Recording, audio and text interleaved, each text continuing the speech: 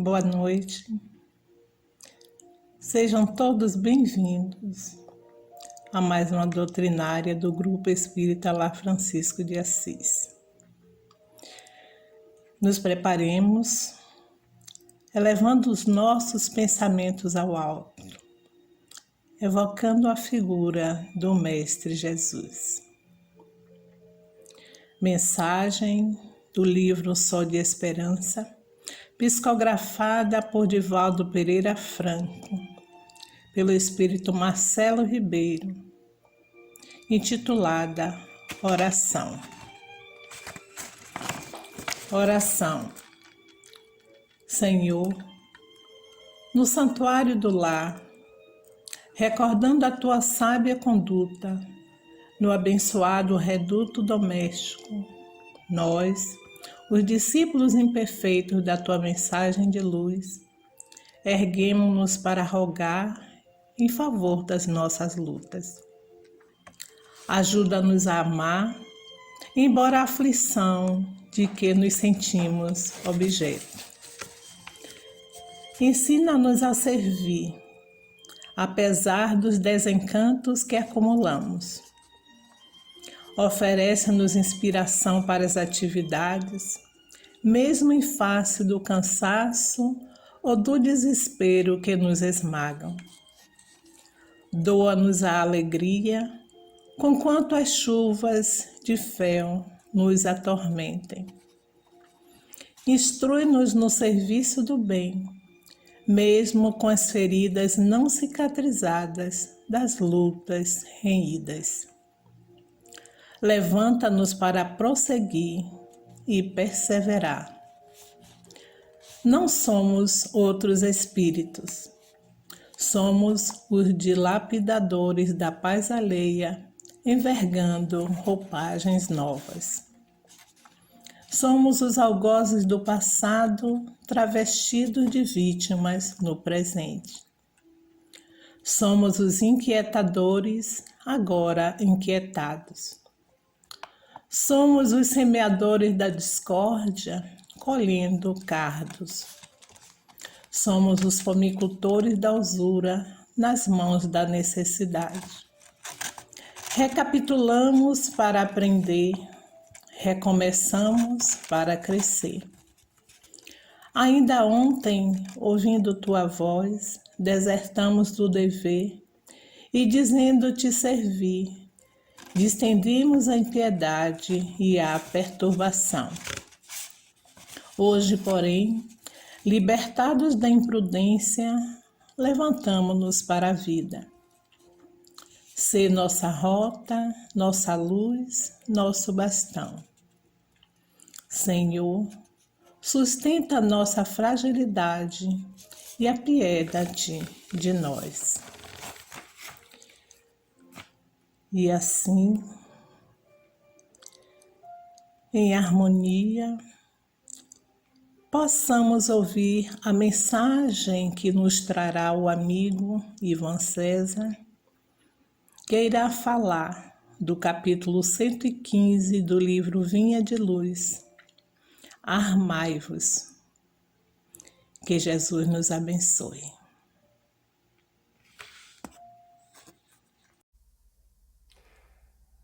Olá, amigas, olá, amigos do Grupo Espírita Lar Francisco de Assis, o nosso Gelfa. Eu sou Ivan César e vim mais uma vez atender ao convite que me foi feito para fazer essa palestra, gravar esse vídeo para vocês, mas também, embora seja um trabalho gravado, eu estou aí no chat, viu, no YouTube. Vou até deixar uma mensagenzinha aqui para vocês virem o meu rosto aparecer. Então, no decorrer do trabalho, qualquer pergunta que possa surgir, qualquer necessidade, é só chamar que eu estou por aqui, tá certo? E, de maneira geral, vocês me encontram por aí nas redes sociais da vida.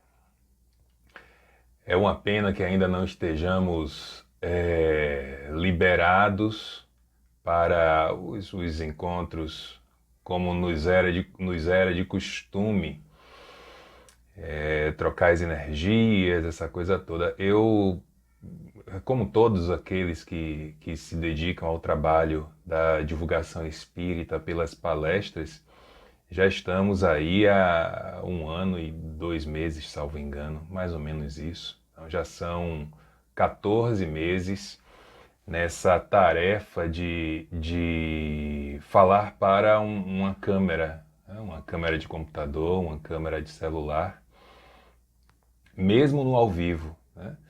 Então a gente termina perdendo bastante em relação às trocas que acontecem com a plateia, até o próprio afeto em si, né? É muito comum nas casas espíritas, ao final de cada palestra, algumas pessoas virem falar com você, às vezes até tirar alguma dúvida, fazer alguma colocação que julgue pertinente, e a pandemia terminou fazendo com que essa mudança acontecesse. Eu achei lá quando começou a confusão toda que a essa altura nós já estaríamos liberados para nos reunirmos novamente.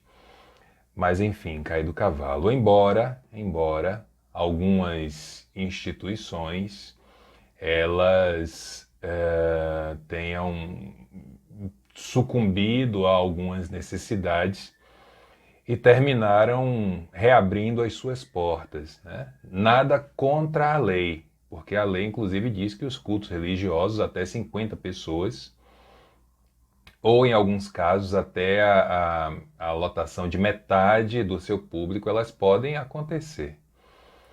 Mas no meu caso específico, falando apenas e tão somente por Ivan César, eu acho absolutamente prematuro que nós tenhamos algum tipo de encontro nesse sentido.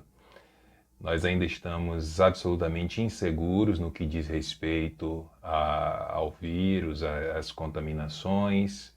A vacinação acontece em passo de, não vou dizer nem em passo de tartaruga, vou dizer em passo de bicho preguiça. É bem lento, mas de uma forma lenta que chega a ser aflitiva. Então, até efetivamente termos segurança, e olha que eu estou falando isso para um público, vocês sabem disso mais do que eu, o público da casa espírita, ele é majoritariamente um público que já passou da casa do isenta, né? 40, 50, 60, 70 pessoas que, pelo menos até agora dos 58, né? Dos 58 para cima é um público prioritário que já deve ter tomado a sua dose e aí fica com um pouco mais de tranquilidade. Mas enfim, se falar para uma câmera é o que nos resta nesse instante, que a, a divulgação espírita seja feita da maneira como se oferece. Sem esquecer, sem esquecer que para o futuro próximo, e isso não posso tapar o sol com a peneira, a pandemia terminou ajudando. É sim uma excelente oportunidade que as casas espíritas receberam nas suas mãos para poder fazer os seus trabalhos de maneira distinta, de maneira diversa, né? Mesmo quando voltarmos aos trabalhos presenciais, eu penso que o meio virtual ele não pode de jeito nenhum ser esquecido. Se a ideia é propagar a mensagem, que a mensagem seja ela propagada por todos os meios possíveis. E além de tudo, a mensagem com a qualidade e a mensagem com a segurança de quem efetivamente se coloca à disposição dos estudos espíritas para trabalharmos. Mas vamos ao nosso tema. O nosso tema, a solicitação que me foi feita foi falar sobre um dos capítulos do livro Vinha de Luz, que é da psicografia de Chico Xavier, ditado pelo espírito Emmanuel, o mentor de Chico Xavier. E o capítulo 15 desse livro, ele tem um título muito interessante. Ele tem um título de Armai-vos, não é Amai-vos. Quer dizer, no final das contas é também isso. Mas o título mesmo, ele é Armai-vos, de armar, armarmos-nos. O Vinha de Luz é um livro de mensagens, né? E são mensagens curtas que Emmanuel traz. E eu sempre acho interessante as mensagens curtas porque elas lhe dão uma chance maior de recordar de cada um dos seus pontos e a partir daí você ter a oportunidade de refletir sobre aquilo que a mensagem trouxe. E quando nós pegamos um livro espírita e vemos uma mensagem com o título Armai-vos, principalmente nos dias de hoje, às vezes você fica meio assim, meu Deus, e aí? O que é que será que vem nessa... Vamos fazer a nossa contextualização, como eu sempre acho prudente que se faça. Em epígrafe, né, em uma citação, no início dessa mensagem, Emmanuel cita um texto de Paulo na carta aos Efésios, capítulo 6, versículo 13, quando Paulo diz assim: portanto, tomai toda a armadura de Deus, para que possais resistir no dia mau e, havendo feito tudo, ficar firmes. É uma frase bem curta, mas que ela traz aqui duas mensagens importantíssimas. Eu vou ler novamente. Portanto, Paulo, Efésios, capítulo 6, versículo 13. Portanto, tomai toda a armadura de Deus. Olha de onde vem o armai-vos, da armadura de Deus. Para que possais resistir no dia mau. Quem de nós aqui não tem um dia mau? Eu estou sentindo que esses óculos estão dando um reflexo maior. Eu vou tirar, que aí dá um conforto maior tanto a mim como para vocês. Mas quem de nós aqui não tem um dia mau, um dia ruim, um dia que você percebe que os seus pensamentos não estão muito conectados com as esferas superiores? Um dia em que você acha que por alguma maneira, por algum motivo, está tudo dando errado. Um dia que você pensa assim, mas não deveria nem ter levantado da minha cama hoje. Em que você descobre que está sendo vítima de uma maledicência, de uma calúnia. Quantos de nós aqui não temos esses dias? Posso afirmar sem medo de errar, nenhum de nós não temos. Todos temos. Todos nós passamos por dias ruins, por dias maus. Então, continua Emmanuel, havendo feito tudo, ficar firmes. Havendo feito tudo que estava ao nosso alcance, tudo que é possível. Sabe aquela frase, aliás, muitas vezes a gente diz assim, Kardec disse essa frase. Não deixa de ser Kardec porque, no final das contas, faz parte de uma época da doutrina espírita em que tudo, de alguma maneira, em relação às publicações espíritas, tinham que passar por Kardec. Mas essa frase específica que eu vou dizer, ela é a frase dita por um jornalista francês de nome Duchalard. E ele publicou um artigo no jornal Courrier de Paris em resposta à sua leitura de O Livro dos Espíritos. Ele colocou mais ou menos... Inclusive, esse artigo que ele publicou, que saiu no jornal, Kardec entrou em contato com ele, pediu esse artigo e publicou na Revista Espírita. Salvo algum equívoco da minha memória, na edição de abril de 1859. Não, janeiro de 1859. Está lá, Revista Espírita, o capítulo é Doutrina Espírita, e vocês vão encontrar a seguinte frase desse jornalista Duchalard. Ele diz assim, não basta não fazer o mal, é necessário fazer o bem, é preciso fazer o bem. Quantos de nós já não repetimos essa frase aqui? A gente atribui a Kardec, a um dos espíritos de O Evangelho segundo o Espiritismo. Essa frase é de Duchalard, mas enfim, pouco importa de quem seja. Importa que nós efetivamente, como diz aqui a epígrafe de Paulo, nós tenhamos feito tudo o que nos era possível. E aí sim ficarmos firmes, na certeza, atenção para a palavra certeza, porque ela vai permear o nosso trabalho aqui com bastante frequência, na certeza de que eu fui o melhor que eu poderia ser naquele instante, me revestindo das armaduras de Deus e mesmo em um dia mau, não sucumbir à maldade. Socialmente falando, nós, a partir principalmente lá do final do primeiro trimestre do ano de 2018, nós passamos a ter contato de forma mais importante com algumas mensagens que, a grosso modo, elas pareciam meio estranhas no que diz respeito à vivência evangélica cristã, às crenças, às certezas, olha a certeza aí de novo, as certezas evangélicas cristãs.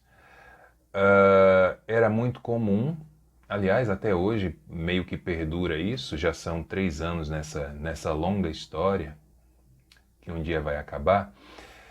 Era muito frequente nós ouvirmos, por exemplo, alguém dito religioso repetir a seguinte frase: conhecereis a verdade e a verdade vos libertará. Está lá no Evangelho de João. Conhecereis a verdade e a verdade vos libertará. Ok. Isso é um trecho evangélico, não tem problema nenhum você fazer uma alusão a trechos evangélicos, não tem problema nenhum você repetir frases evangélicas. Só que aí eu penso em 2 pontos, né, principais. Primeiro, o que essa frase significa para você. Você apenas está repetindo, né, para dar uma falsa ideia de que efetivamente é alguém que busca nos seus dias ser uma pessoa evangelizada? Você está repetindo essa frase a fim de fazer talvez um jogo de palavras e tentar que as pessoas acreditem em você apenas porque você tem decorado ali um trecho do Evangelho ou porque você coloca no meio dessa frase algumas ideias absolutamente suas, apenas suas, e que fazem sentido necessariamente em determinado contexto? Ou, em uma outra questão, você é capaz de afirmar, né, da mesma forma como fez lá o Evangelho de João: conhecereis a verdade vos libertará, citando um trecho religioso, e questão de minutos, talvez até segundos depois, disparar frases como, por exemplo, bandido bom é bandido morto. Eu não sei vocês, mas eu não consigo encontrar uma conexão evangélica cristã nessas afirmações em conjunto. Porque ou Jesus diz que nós deveríamos efetivamente perdoar a todos, naquela história que nós já conhecemos, ou Jesus diz a Pedro: Pedro, embainha a tua espada, porque quem pelo ferro fere, pelo ferro perecerá. Ou Jesus nos orienta no exercício de amor ao próximo, a nos tornarmos todos irmãos, nos tornarmos espiritualmente falando, vivencialmente falando, melhor dizendo, porque espiritualmente já o somos todos filhos da mesma fonte, do mesmo ser, somos todos criaturas da mesma fonte criadora. Ou Jesus orienta, por exemplo, que Dimas, lembram dele? O ladrão arrependido? Ele fosse ali trucidado pelos soldados romanos. As ideias não se casam. Ivan, mas e o que você tem a dizer, por exemplo, daquele trecho onde Jesus diz assim, orienta os seus discípulos: vendam os seus capuzes, as suas capas e armem-se, comprem armas. De que armas será que Jesus estava falando? Será que Jesus não poderia estar falando de sandálias novas, cajados, apetrechos? Não sei. Fato é que essa frase ela soa bastante estranha quando você lê tudo o que mais Jesus nos havia trazido até aquele instante.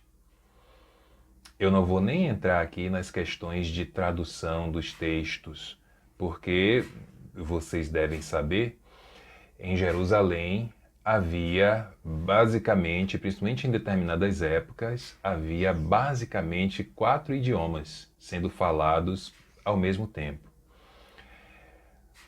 Aramaico, esse era o idioma de Jesus, uma língua quase morta, pouco usada.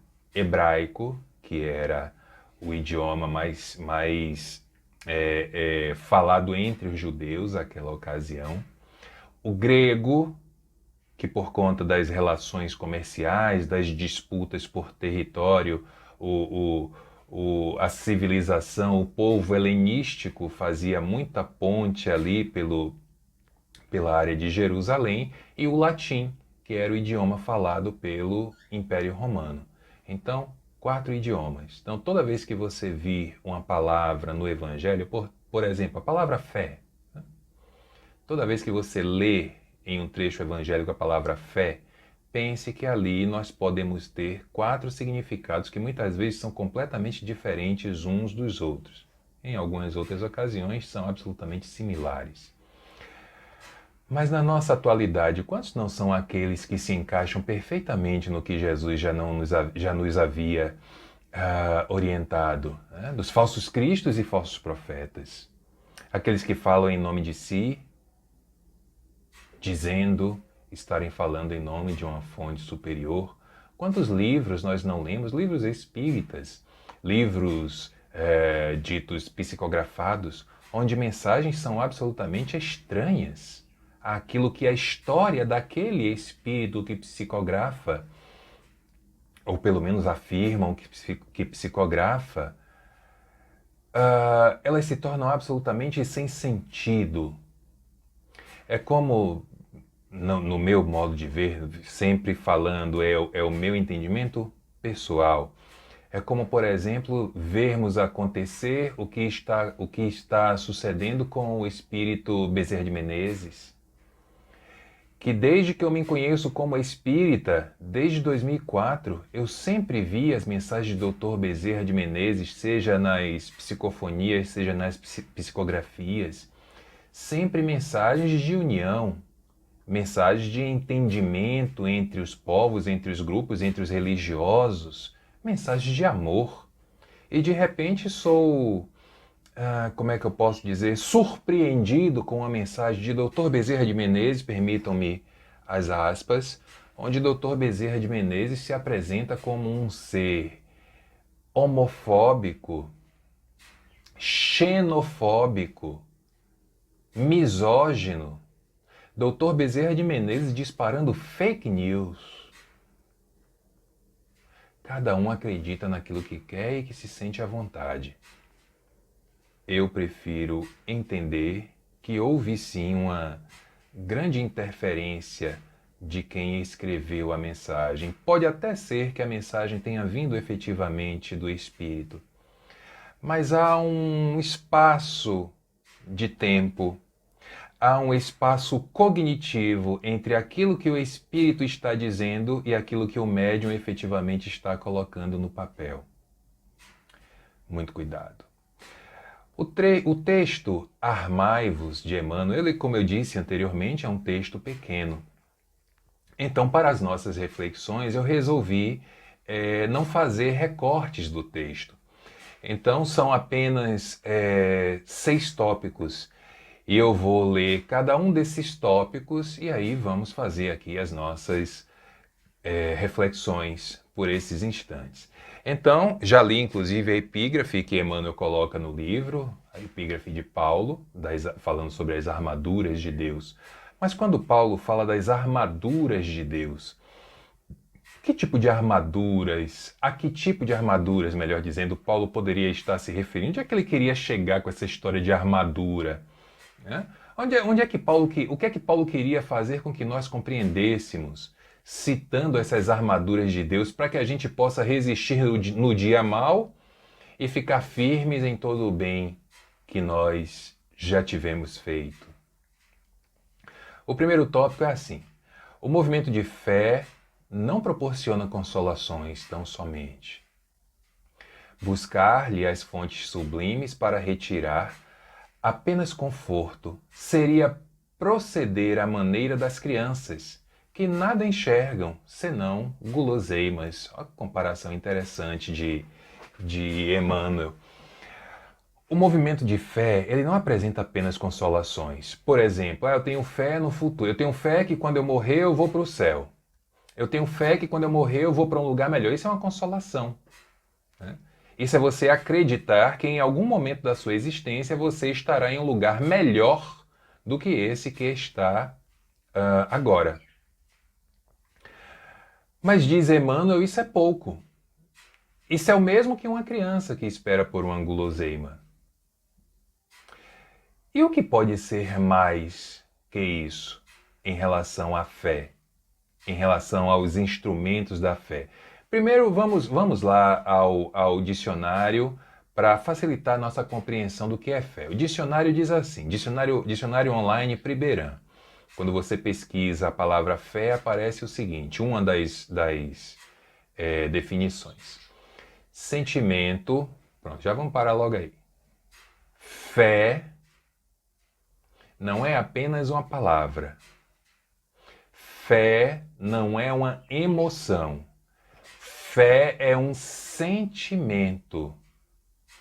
Sentimento, podem olhar lá nos escritos espíritas, o sentimento é a quintessência dos instintos. Aliás, o sentimento é a evolução dos instintos. E o amor é a quintessência dos sentimentos.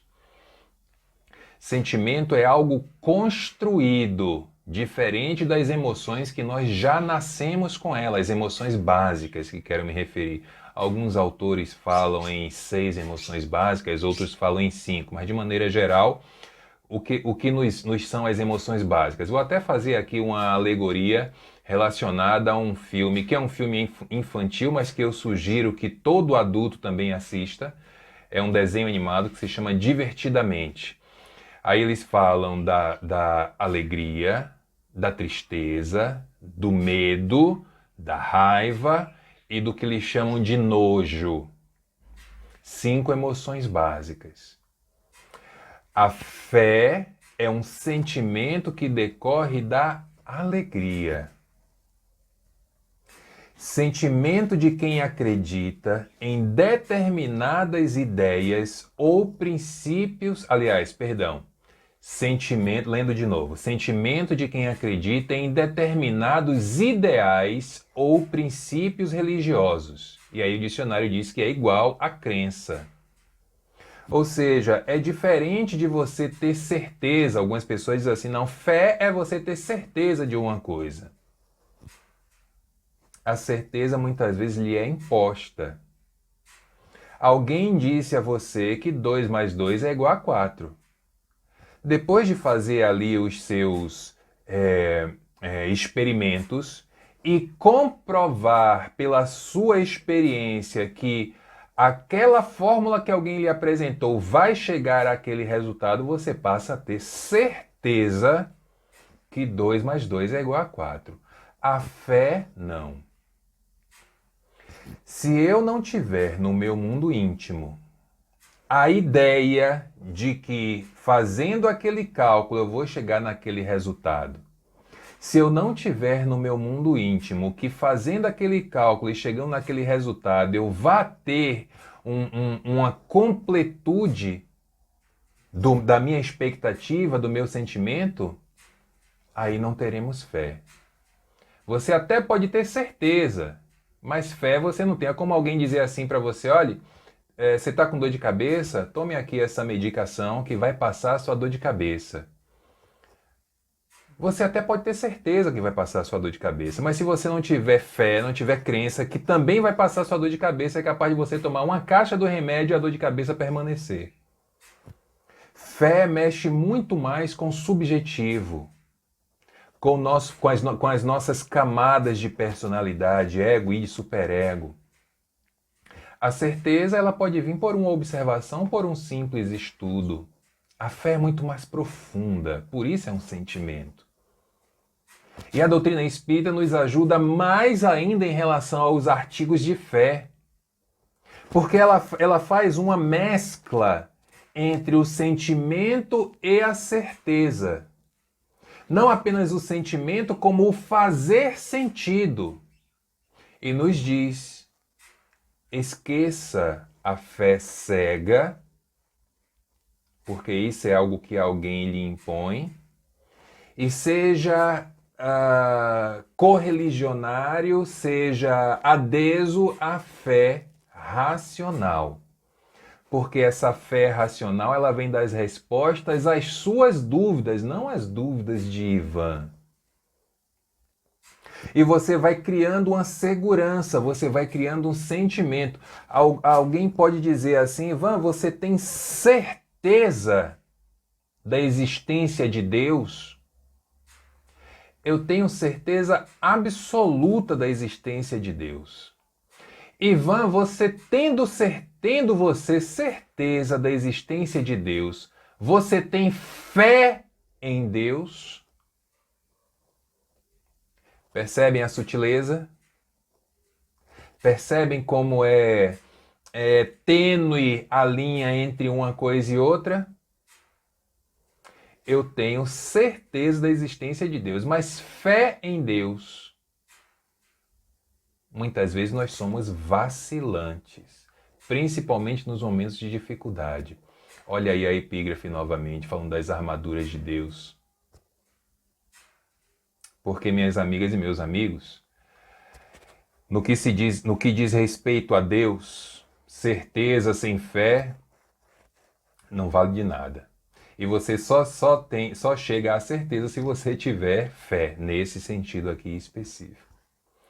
Aí na segunda parte, ele diz, no segundo trecho, Emmanuel diz assim: é indispensável tomar as armaduras de Deus nas casas consagradas ao labor divino. Quais são as casas consagradas ao labor divino? As casas religiosas. Aqui eu não estou falando de centros espíritas, eu estou falando inclusive de centros espíritas. Para o nosso núcleo, para a nossa bolha, sim, as casas espíritas, mas tem outras tantas expressões aí religiosas. Por sinal, eu fiz uma pesquisa esses dias, uma pesquisa não, uma curiosidade que eu tive e coloquei lá no meu Instagram. Porque é muito comum nós, palestrantes, sermos convidados para fazer uma palestra, um trabalho, e a pessoa que convida, imediatamente após você aceitar, fazer todos os acertos, a pessoa coloca assim: você é de qual casa espírita mesmo? E eu fiquei me perguntando qual a importância para quem assiste, para o público que está assistindo, vocês que estão aí agora. Qual a importância de eu apenas me apresentar como Ivan César ou me apresentar como Ivan César do centro tal, para que vocês tenham mais ou menos interesse na palestra? Isso interfere no interesse de vocês na palestra? Eu até coloquei lá, eu botei assim, dúvida sincera, e realmente é uma dúvida que eu tenho sincera mesmo. Porque, por exemplo, eu vejo algumas casas fazendo assim. Se eu sou trabalhador de determinada casa espírita, e a casa coloca lá, Ivan César, casa espírita tal. Aí, se eu não for trabalhador, como eu efetivamente, eu, Ivan César, não sou, hoje, no dia que eu estou gravando, 20/5/2021, eu não estou ligado a nenhuma casa espírita. Trabalho para inúmeras, justamente nessa possibilidade que nós estamos vendo aqui. Nos mais diversos convites que aceito, casas de Salvador, casas de outras cidades, de outros estados, já tem até uma proposta aí de outro país, mas a gente está vendo com um pouco mais de calma. Mas trabalhar, eu não trabalho em nenhuma. Aí tem casa espírita que faz assim, Ivan César, aí embaixo, como não tem casa espírita para colocar, coloca assim, movimento espírita. Lógico que eu sou do movimento espírita, embora eu prefiro estar meio que à margem por algumas questões pessoais. Mas é lógico, se eu estou fazendo uma palestra espírita para uma casa espírita, eu só posso ser do movimento espírita. Eu vou ser de qual movimento? Então é uma ideia que, enfim, eu não consegui ainda compreender, mas vai que alguém, essa necessidade, né, dessas identificações, é igual alguém te convida para fazer determinado evento e diz assim, pô, Ivan, você pode me dizer sua formação acadêmica? Digo, de que importa? Qual é a importância de eu chegar para o pessoal do Gelfa, por exemplo, e dizer assim, olha, coloca aí no card de divulgação que vocês vão fazer. Ivan César, palestrante espírita, administrador, pós-graduado em gestão de pessoas, atuando nesse momento como pequeno empresário do marketing digital. Gente, eu vou falar de Jesus. Precisa disso? Enfim. Então, é indispensável tomar as armaduras de Deus nas casas consagradas ao labor divino. Eu entendi essa frase de duas maneiras. Primeiro, nessas casas consagradas ao trabalho divino, ao labor divino, você ali começa a, a recolher elementos para montar a sua armadura, né? Como eu disse agora há pouco, da fé racional, essas coisas todas que nós vamos aprendendo com a doutrina espírita. Aliás, que me perdoem as outras expressões religiosas, mas eu ainda não conheci, principalmente e especialmente falando para as minhas necessidades, outra expressão religiosa que nos dê mais possibilidades de montar as nossas armaduras que a doutrina espírita. Porque é uma didática muito simples, o básico do espiritismo. O que é o Livro dos Espíritos? Perguntas e respostas. É uma entrevista. Além da didática simples, há todo um processo de experimentação científica que leva a um resultado, obviamente científico, porém de repercussões religiosas. E ainda há os porquês filosóficos, ou seja, o Espiritismo atua em três frentes: religião, ciência e filosofia. Embora aqui no Brasil o Espiritismo seja essencialmente uma doutrina religiosa, ela deixa de ser científica e deixa de ser filosófica. Mas para mim continua do mesmo jeito, as três possibilidades. Então você consegue adquirir elementos para montar as suas armaduras nas três possibilidades. Quando você pergunta, por exemplo, o que é Deus, você não está fazendo apenas uma pergunta religiosa. Você está fazendo uma pergunta religiosa porque mexe com a sua fé. Você está fazendo uma pergunta filosófica porque mexe com as suas certezas e as suas dúvidas. E você está fazendo uma pergunta científica, porque até hoje a ciência busca uma prova incontestável da existência de Deus. Aí o livro diz assim, é tão simples, é tão fácil. Observai tudo aquilo que não seja a criação do homem, e aí verá uma prova da existência de Deus. Ou como o livro diz, né?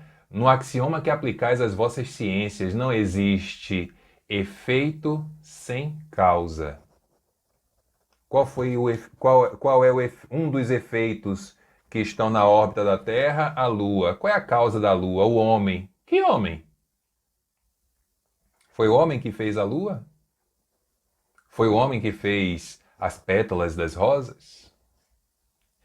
É simples, né? É só querer enxergar. Continuando lá no tópico 2 ainda, ilógico aproximar-se o filho adulto da presença paterna com a exclusiva preocupação de receber carinho. É aquela ideia, né? De muitas vezes nós falarmos em Deus, em Deus, em Deus, em Deus, esquecendo que Deus sempre estará presente, porém, Ele não privilegia. E com outro porém, mais porém ainda, o fato de Deus estar presente em todos os momentos das nossas vidas e não privilegiar nenhum de nós, não significa dizer que nós não vamos passar por dificuldades e muitas vezes muitas dificuldades. Sabe aquela... Até que hoje, eu não sei se é porque eu tô mais em casa do que nunca estive. Eu sempre fui caseiro, né? Mas com a pandemia eu tô praticamente me transformando em um caracol, carregando casa nas costas. Mas lembram que até pouco tempo atrás era comum a gente ver assim nos carros o adesivo, né? Deus é fiel. Tinha gente fazendo tatuagem, Deus é fiel.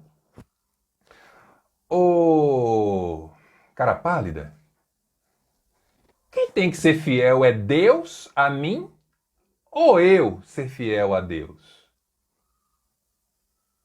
Vejam se não é exatamente o que Emmanuel está falando. É como um filho, que ele só reclama a presença paterna quando ele quer receber carinho, mas quando o pai tem alguma reclamação para fazer, ele já não quer o pai ali por perto. Aquela criança dengosa, sabe?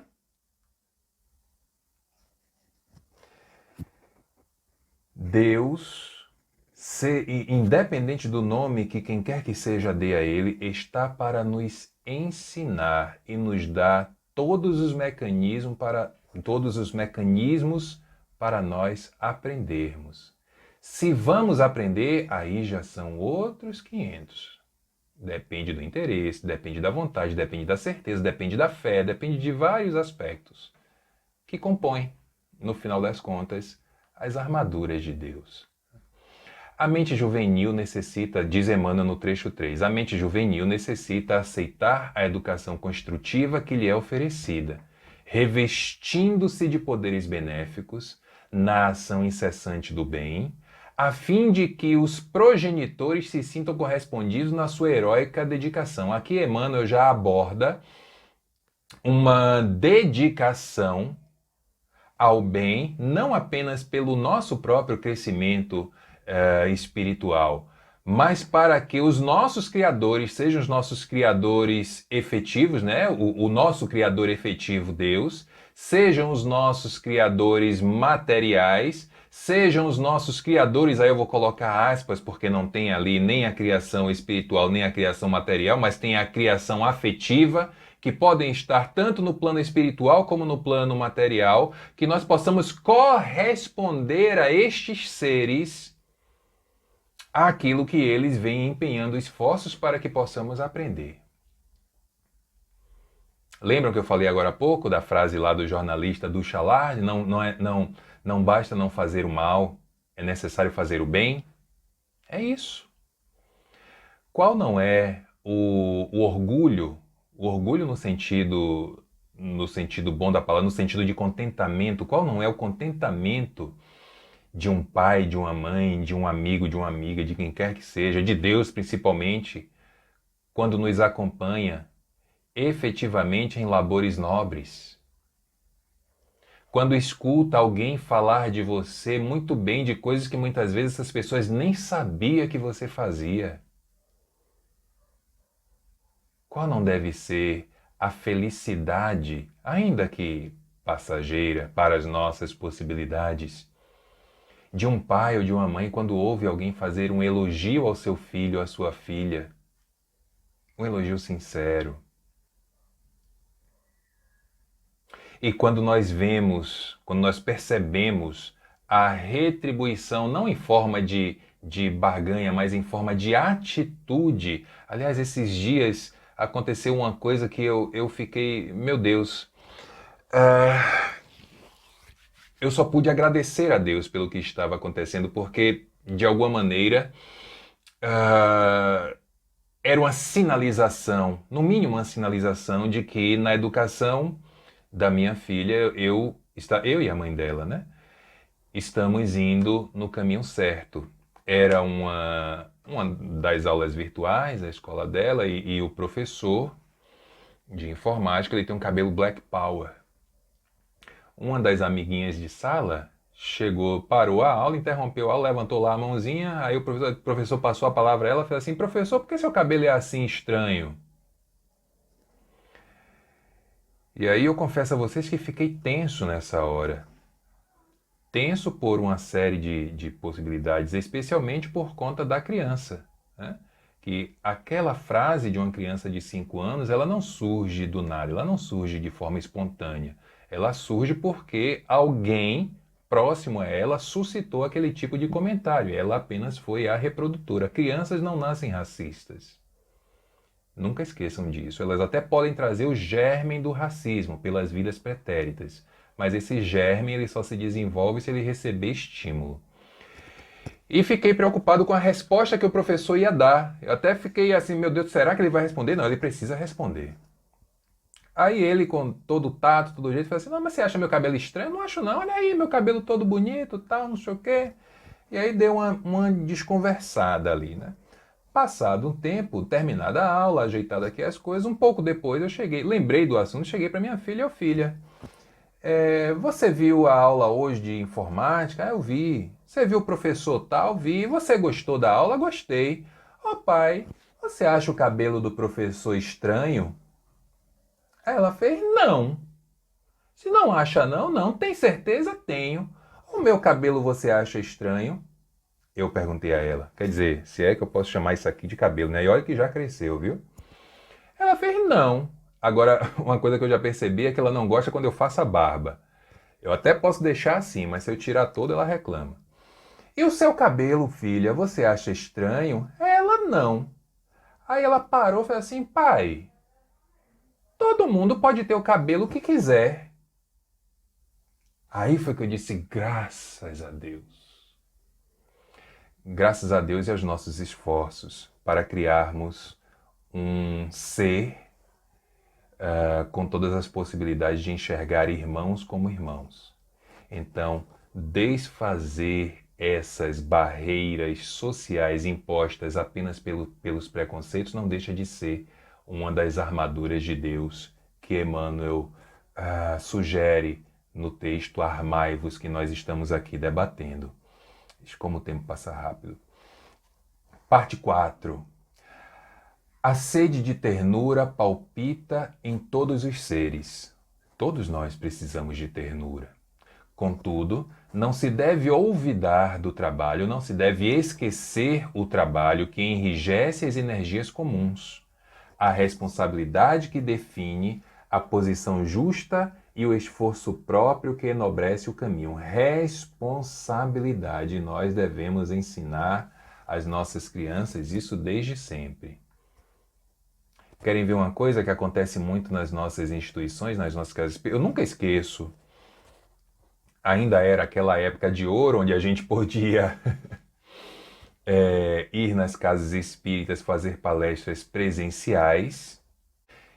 E eu não esqueço um dia em que eu tinha uma palestra para fazer, isso já tem, sei lá, uns 8 anos, 9 anos, enfim, tem um tempo razoável. Eu tinha uma palestra para fazer numa casa próxima aqui de casa, mas que, por questão de comodidade, eu fui dirigindo. E era um dia de bastante chuva. E aí lá fui eu para a palestra. Naquela época não tinha ainda muito essa prática que a gente tem hoje, né? Diante de sair de casa, dar uma olhada lá no GPS, no aplicativo de trânsito para ver qual é o melhor caminho, se está engarrafado, se não está. Lá fui eu, saí aquela chuva enorme. Aí saí de casa, andei questão de, sei lá, 5 minutos, já peguei logo o engarrafamento. Engarrafamento esse que eu via que alguns carros, a maioria, né, estavam tomando o caminho de volta para fazer para fazer o retorno e voltarem para a direção de onde estavam vindo, que eu também vi, e outros ficavam parados e outros encaravam o caminho. Quando eu fui perceber por que aquele engarrafamento havia sido formado, havia um alagamento em um trecho ali devia ter o quê? Uns 50 metros de rua. Se meu Deus do céu, e agora? Vou, não vou, passo, não passo, se eu voltar para cá vou pegar esse engarrafamento todo de novo, não vou chegar na palestra. Enfim, eu digo, seja o que Deus quiser. E aí lá fui eu. Coloquei ali a velocidade constante, fui passando, passei. Ufa, etapa vencida. Andei mais alguns minutos, dirigi mais alguns minutos, mais à frente outro engarrafamento. Não era bem engarrafamento, trânsito lento, bem lento. Meu pai do céu, é hoje, e o horário passando. E olha que eu saio de casa cedo para não correr, tentar pelo menos não correr esse tipo de risco. Quando chego mais à frente, qual era o motivo agora do trânsito lento? Uma árvore que havia caído. E a chuva castigando. Disse, pronto. Já teve engarrafamento, já teve árvore caída, o que é que vai ter agora? Para que eu fui perguntar? Mais à frente, um carro quebrado, no meio da pista. Resumindo a história, cheguei para fazer a palestra. Cheguei. O guarda-chuva pouco adiantou, né? Me molhei razoavelmente bem. Cheguei na casa espírita, já havia passado 10 minutos do início da palestra. Uma outra pessoa já estava ali pronta para dizer o boa noite e assumir a palestra para alguns poucos que conseguiram chegar. E essa pessoa, quando me viu chegar, tomou um susto. Aí quando eu sentei, ela fez assim: rapaz, mas por que você veio numa situação dessa aí? O caos que está aí por baixo. Eu disse: ué, mas eu não fui convidado para fazer a palestra? Então eu estou aqui para fazer a palestra. E se fosse efetivamente para eu desistir de vir, para eu não vir, para eu cancelar, o mínimo que eu poderia fazer era ligar avisando, né? Então, Ivan, só você mesmo. E aí respirei ali uns 2 segundos e fiz a minha palestra. Na volta para casa já estava tudo tranquilo, a chuva já tinha diminuído e já não peguei mais engarrafamento nenhum. O que algumas pessoas podem chamar de loucura, eu chamo de responsabilidade. Eu tenho uma responsabilidade quando vocês me convidam para um trabalho. A primeira responsabilidade é comigo mesmo. Quando vocês dão um tema desse para eu trabalhar, armai-vos. O primeiro pensamento que eu tenho é: o que é que esse tema tem a me dizer? Estudo o tema e depois eu procuro compreender, entender o que é que esse tema pode dizer a quem está do outro lado. Eu até falei mais cedo com Nádia que eu estava preocupado porque não tive tempo durante os últimos dias para fazer essa gravação, e na minha mente a palestra não iria ao ar na segunda, ela iria ao ar no sábado, ou seja, hoje é quinta, então ela iria depois de amanhã. Eu preocupado porque eu só poderia gravar agora à tarde. Se, meu Deus, eu vou mandar muito em cima da hora, não vai dar tempo elas se arrumarem. Quando ela manda a mensagem para mim confirmando a palestra, aí que eu fui me lembrar que era para segunda. Aí eu relaxei, digo: oh meu Deus do céu, graças a Deus, então vai dar tempo, tudo direitinho. E aqui está o trabalho acontecendo. Então, gente, responsabilidade para com tudo em nossas vidas. Se você é trabalhador de uma casa espírita, se você é trabalhador, sei lá, da Igreja Católica, do terreiro de Candomblé, de onde for, assumiu a responsabilidade, cumpra. Depois não adianta ficar nessa de: ai meu Deus, será isso, será aquilo? Será nada. Se era para você ter feito, se é para você fazer, faça. Se era para você ter feito e você não fez, agora é tarde. Só na próxima oportunidade. Em todos os templos, item 5 e penúltimo, em todos os templos do pensamento religioso elevado, o pai está oferecendo armaduras aos seus filhos. Eita! Em todos os templos do pensamento religioso elevado, o pai está oferecendo armaduras aos seus filhos. Eu vos pergunto, o que será que nós podemos considerar um pensamento religioso elevado? Será que é, sei lá, Jesus fazendo uma arminha? Será que é o Deus punitivo e vingativo que alguns ainda querem propagar por aí? Um Deus mosaico, né, de Moisés? Será que é aquela ideia da barbárie? Como, por exemplo, vimos recentemente, não sei se vocês lembram, da menina lá de Recife, 10 anos, grávida. Aliás, esse foi tema de uma palestra que eu fiz. E até hoje tem gente que não entendeu. Vamos lá. Livro dos Espíritos. Lei de reprodução. Aborto. Eu vos pergunto, o Espiritismo é contra ou a favor do aborto? 5, 4, 3, 2, 1. As respostas que chegaram até agora, ótimo. As que não chegaram, eu já vou dizer logo. O Espiritismo não é nem contra, nem a favor. Peraí, Ivan, tem alguma coisa errada. Você não deve ter entendido o Espiritismo. Entendi. O que é que o Livro dos Espíritos explica a respeito do aborto? Aborto é crime. Ponto.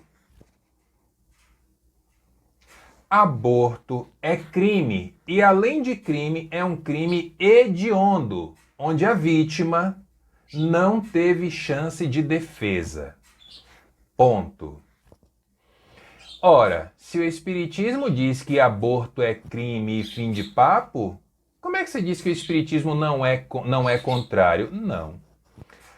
Por conta de uma palavrinha, de um pequeno termo que nós conhecemos como livre-arbítrio. Se você está grávida, eu falo grávido não como gênero masculino com útero, porque isso não existe. Eu falo grávido no sentido de dentro de uma relação, não é apenas a mulher que engravida, a mulher engravida organicamente e espiritualmente. O homem, se quiser, quando quer, ele engravida afetivamente. Se você está no estado de gestação e resolve encerrar aquela vida, você está se utilizando do seu livre-arbítrio. A doutrina espírita não vai nos proibir de nada. Faça o que você quiser da sua vida, sabendo que responderá por todos os seus atos, bons e ruins. E o Espiritismo foi tão pedagógico, aproveitando, acho que é hoje o dia do pedagogo, né? Enfim.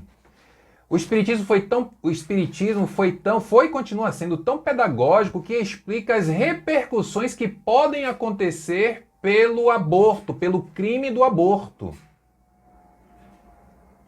A única alternativa que a doutrina espírita admite para que o aborto aconteça é quando a vida da mãe corre risco.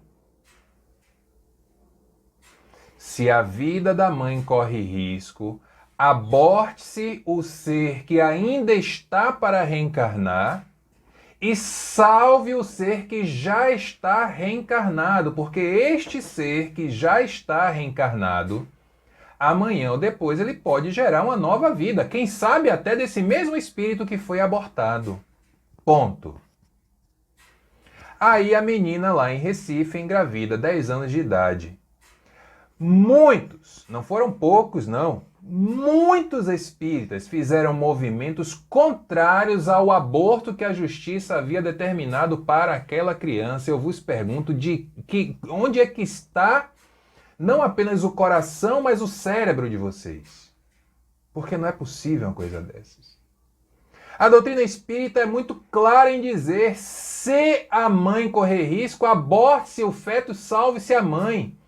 Ah, mas a menina ia para um hospital, ia fazer ali, poderia tirar a criança numa cesariana sem precisar abortar e tal.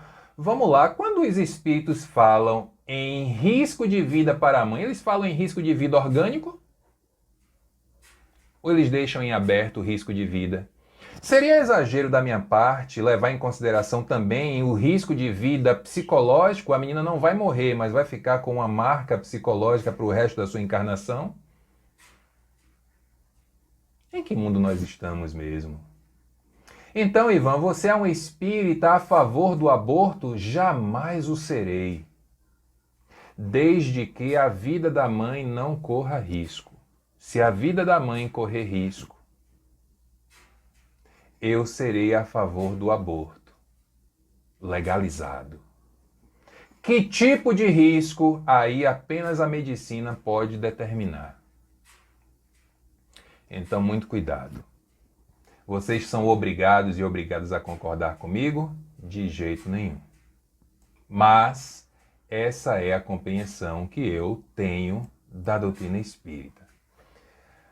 Para a gente fechar, os crentes, no impulso louvável, podem entregar-se naturalmente às melhores expansões afetivas, mas não se esqueçam de que o Senhor lhes oferece instrumentos espirituais para a fortaleza de que necessitam, dentro da luta redentora. Somente de posse de semelhantes armaduras pode a alma resistir nos maus dias da experiência terrestre, sustentando a serenidade própria nos instantes dolorosos e guardando-se na couraça da firmeza de Deus. E aí, para a gente fechar, eu não posso deixar de falar da nossa, enquanto espíritas, da nossa principal armadura acolhida das leis de Deus. O Livro dos Espíritos nas suas 4 partes básicas. primeira parte do Livro dos Espíritos, nas explicações de Deus. Ali, como eu disse anteriormente, o Deus é trazido de forma filosófica, religiosa e também científica. Ora, o que é a ciência senão repetição e comprovação de resultados? Na segunda parte da vida espírita, gente, nós agora já conhecemos Deus, nós já sabemos da sua onipotência, onipresença, onisciência, soberanamente justo e boa, inteligência suprema, causa primária de todas as coisas. Agora também sabemos que nós, espíritos criados por Deus, somos imortais, não apenas imortais, como reencarnantes, ou melhor, reencarnáveis, nas diversas vezes em que for necessárias. Nós nos comunicamos, ainda que estejamos em planos diferentes. Nós nos comunicamos. Nós temos propriedades que o corpo físico não tem, mas que o que habita, o que anima o corpo físico tem. E quanto maior for a nossa caminhada espiritual de ascensão, maiores serão as nossas possibilidades em relação aos fenômenos que nós não temos, nós somos. Aí vem a parte das leis morais. Ora, 11 leis. 11. Que se nós conseguirmos chegar na compreensão perfeita, ou pelo menos na compreensão mediana de todas elas, até chegar na lei de justiça, amor e caridade, dizem os espíritos, a mais importante de todas, armaduras não vão nos faltar. E para finalizar, para fechar essa história, essa quarta possibilidade, as esperanças e consolações, as penas e gozos terrestres, as penas e gozos futuros. A vida não cessa, a vida não acaba. Aí, me apropriando de um trecho do Evangelho de Mateus, todos nós, no decorrer dos nossos dias, no decorrer das nossas existências, nós aqui pagaremos por aquilo que fazemos. Seja nessa encarnação, seja numa próxima encarnação. Mas também colheremos os frutos das nossas boas ações, das nossas ações nobres, seja nessa encarnação, seja na próxima encarnação, ou nas próximas. 4 possibilidades. Imagine que a nossa armadura está dividida em 4 partes: a cabeça, o tronco, membros superiores, membros inferiores. Pronto. Ela já está pronta. E agora sim nós estamos armados, ou talvez até num neologismo, armadurados para os enfrentamentos, para as batalhas do dia a dia. Portanto, por mais paradoxal que possa ser, armai-vos. Armai-vos da armadura de Deus. Com fé, com confiança, com certeza e, acima de tudo, com amor. Os meus agradecimentos a essa casa que tanto gosto que sinto falta. Uma hora dessa a gente se vê de novo. Que Jesus nos abençoe a todos e nos conduza na tua paz, hoje e sempre. E estamos de volta, agradecidos ao irmão que veio conversar conosco, pedindo ao Pai que o abençoe. Vamos também, neste momento, agradecer ao Pai por mais esta oportunidade que tivemos de aprendizado.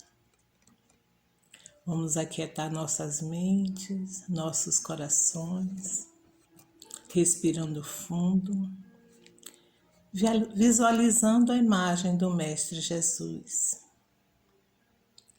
Vamos ficar receptivos às energias que neste momento circulam em torno de nós e vão acalmando nossas dores, inquietações, angústias,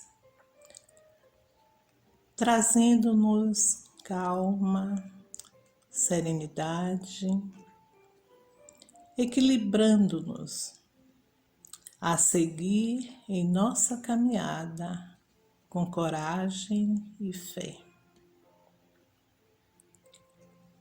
E continuamos a observar o doce e sereno olhar de Jesus derramado sobre nós. Daí, pensamos naqueles que sofrem, enfermos em seus lares ou nos hospitais, nos que estão desempregados, em desespero, os que perderam os seus entes queridos, os que se veem apartados dos seus pelo desencarne, pelos que cuidam da saúde do outro, como médicos, enfermeiros, técnicos, seja em que situação for, os que se dedicam ao outro. E pedimos pela paz do nosso mundo, pelo nosso país, pelos que governam o nosso país, os nossos estados, para que hajam com sabedoria e justiça. Que essa energia, enfim, possa chegar a todos os cantos do nosso planeta. Envolve também os nossos lares, os nossos familiares. E vamos assim fazer uma pequena leitura do livro Vida Feliz.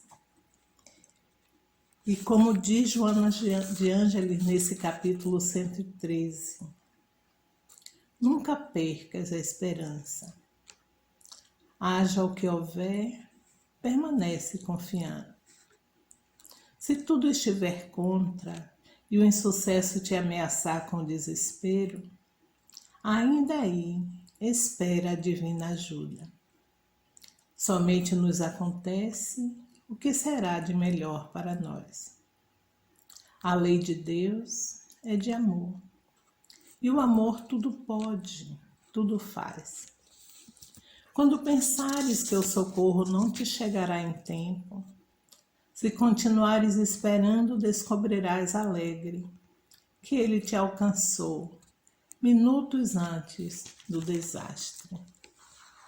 Quem se desespera já perdeu parte da luta que irá travar, avançando prejudicado. E assim, meus irmãos, continuamos assim a agradecer ao Pai, a Jesus, por mais esta oportunidade que nós tivemos, pedindo que nos abençoe cada lar, cada um presente no seu lar, derramando sobre todos paz, amor, harmonia, saúde, equilíbrio. Que Jesus nos abençoe hoje, agora e sempre. Muita paz.